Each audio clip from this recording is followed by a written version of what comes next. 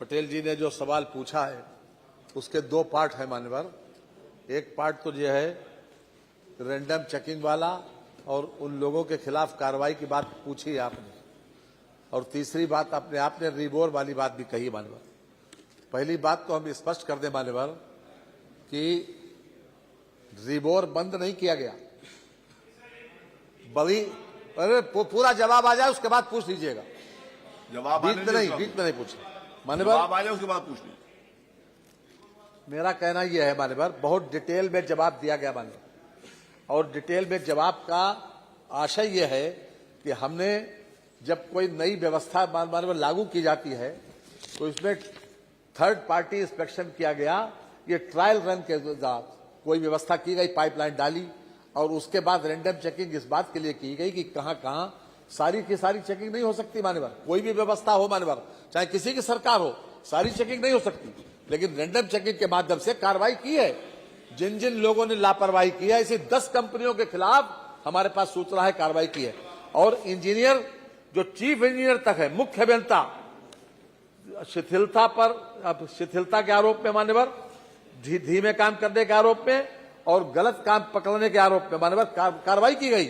3 मुख्य अभियंता, 11 अधीक्षण अभियंता, 54 अधिशासी अभियंता, 26 सहायक अभियंता, 21 अवर अभियंता तथा 115 कुल जिन लोगों के खिलाफ ये पाया गया कि इन लोगों की शिथिलता है, इन लोगों की लापरवाही है, काम ठीक नहीं है, उनके खिलाफ 115 खिलाफ कार्रवाई की गई। इसके अलावा मान्यवर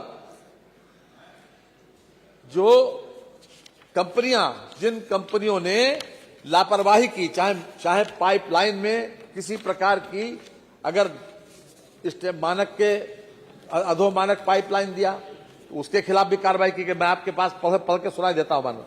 जो अधोमानक पाएगा, माल पानी pipe and fitting private limited Madhya Pradesh, messrs Sainath plastic industries Telangana, messrs CKC enterprises Prayagraj, messrs Ashirwad pipe private limited Bangalore, messrs Nimbus pipe limited Rajasthan, messrs universal polymers private limited Kanpur, messrs balance technology private limited Delhi, messrs SAS polymer Madhya Pradesh, messrs hi tech pipes limited Bulandshahr एवं messrs Betex industries limited Noida Uttar Pradesh को प्रतिबंधित, इनको मानव debar भी कर दिया और इनको black list भी किया, क्योंकि इनका काम जब अधोमानक पाया गया मानव।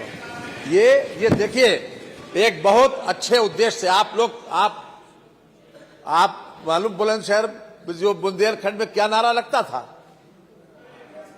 औरतें नारा ये देती थी पानी के लिए, और कितनी दूर तक जाती थी। अब घर पर जब व्यवस्था परिवर्तन हो रही है, एक नई व्यवस्था लागू हुई है, तो नई व्यवस्था जब भी कोई लागू की जाती है तो वो 100% फुल प्रूफ शुरू में हो नहीं पाती मान्यवर। सरकार को इस बात के लिए बधाई देना चाहिए कि पूरी तरीके से ट्रांसपेरेंट तरीके से कोशिश की जा रही है कि जिस उद्देश्य से ये लागू की गई है वो उद्देश्य मान्यवर पूरा हो, और वही उद्देश्य के हिसाब से काम किया जा रहा है। रही बात मान्यवर नए नल वाले नए उसकी, रिबोर आज भी चालू है, रिबोर बंद नहीं किया गया और रिबोर बंद भी नहीं किया जाएगा मान्यवर। रिबोर पंचायत राज से होता है, रिबोर के राष्ट्राध्यक्ष हम भिजवा देंगे आपको। प्रश्न संख्या 9 श्री कमाल अख्तर, माननीय नेता प्रतिपक्ष। सदीय काज मंत्री जी, आपने जल जीवन मिशन के अंतर्गत अपने संकल्प पत्र में लिखा है कि 2024 तक हम घर को नल से पानी दे देंगे। आपके संकल्प पत्र में लिखा, अब आप उसको बढ़ा के 28 में ले जा रहे हैं। ये तो आपकी कार्यकुशलता का परिचायक है। जो काम आप 24 तक नहीं कर सके, अब उसे 28 तक बढ़ा रहे हैं। दूसरी बात जो मुझे कहना है, सबसे बड़ी बात ये नल सप्लाई पानी वाले हैं, इन्होंने तमाम गांवों को खोद डाला। हम ही नहीं, आप अपने विपक्ष के, अपने सत्ता पक्ष के विधायकों से, जिन सड़कों को हम लोगों ने विधायक निधि से RCC गांव में बनवाया था, सब मशीन लगा के तोड़ी गई हैं, और उसमें पाइप डालने के बाद कोई ठेकेदार, आपके मंत्री जी ने कहा था कि ठेकेदार उसे बराबर करके ठीक से बना देंगे। आप सर्वे करा लीजिए, रैंडम तो आपने 4-5 गांव देख लिया होगा, और जो जांच करने जाते हैं वैसे जैसे नरेगा का जांच करके चले आते हैं क्योंकि जब उसमें खुद वो कमीशन लेते हैं जांच अधिकारी तो क्या जांच करेंगे।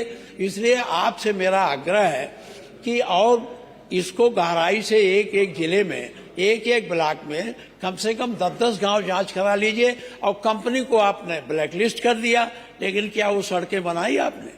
जो टूटे थे उसको बनाया आपने?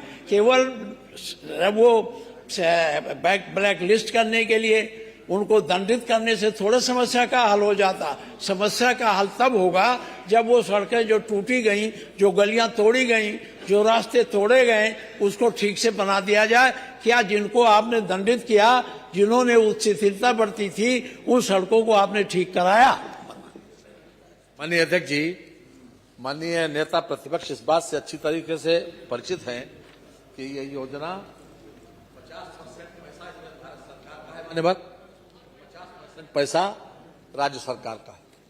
और ये सही है मान्यवर कि हमने कहा था, और उसमें विलंब इसलिए हुआ कि भारत सरकार से पैसा मिलने में देरी हुई, लेकिन फिर भी जो हमारा जो स्टेट का शेयर था, हमने ये कोशिश की कि उसके माध्यम से हम काम को आगे बढ़ाते रहें। लेकिन ये परिस्थिति बस थोड़ा विलंब हुआ है, इसमें कोई शक नहीं। लेकिन जो आपने सड़कों को रिपेयर करने की बात, ये सड़कों को पुनः रिस्टोर करने की बात कही मान्यवर, उसके लिए बिल्कुल हम पूरी तरीके से